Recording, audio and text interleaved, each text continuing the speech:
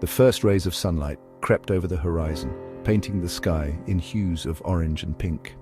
The air was cool and crisp, carrying the scent of dew-kissed grass and distant campfires.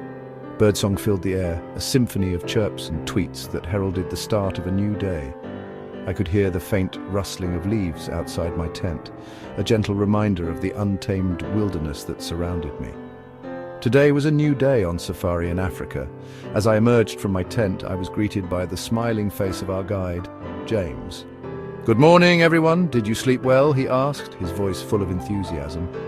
We gathered around a crackling fire, sipping steaming cups of coffee and sharing stories from the previous day's adventures. The anticipation for the day's game drive was palpable. We were eager to see what wonders awaited us in the African wilderness. Today was our second day at the safari camp. Yesterday we'd seen elephants, giraffes and zebras, but we were hoping to see a lion or leopard today. I could tell by the way James was looking around that he had something special planned for us. James briefed us on the plan for the morning. We're going to head out to the watering hole about an hour from here. It's the dry season, so all the animals will be there. We piled into the open-air jeep, bundled up in warm blankets against the morning chill. The engine rumbled to life, and we set off into the bush. As we drove, James pointed out various animal tracks and droppings, sharing his encyclopedic knowledge of the bush. He explained how to identify different species by their footprints and how to interpret their behavior. The tracker, Joseph, sat perched on the front of the jeep, his eyes scanning the horizon for any sign of movement. After about an hour, we arrived at the watering hole. A herd of zebras were cautiously approaching the water's edge, their striped coats glistening in the morning sun. A group of impalas grazed peacefully nearby, their delicate frames a stark contrast to the hulking forms of a nearby family of elephants. We spent an hour observing the animals, marveling at their grace and beauty. We returned to camp in the late morning, our senses invigorated by the sights and sounds of the bush. A hearty breakfast awaited us: fresh fruit, eggs cooked to order, and crispy bacon.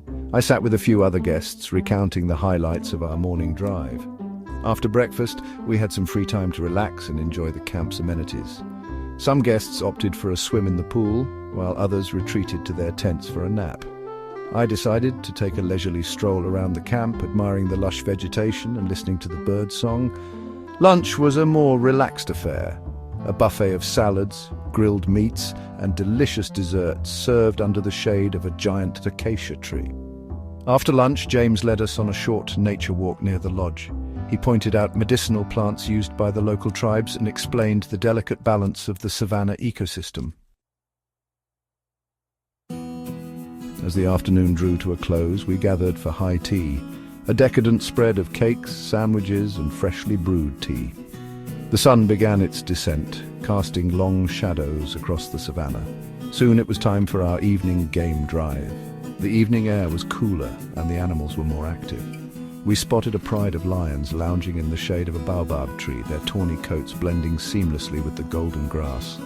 We watched in awe as a leopard stalked its prey, its movements fluid and graceful. As darkness enveloped the savannah, James turned on the spotlights, illuminating the bush in an eerie glow.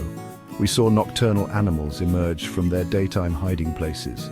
Owls with glowing eyes, porcupines with their quills on end, and a family of honey badgers on the hunt for food.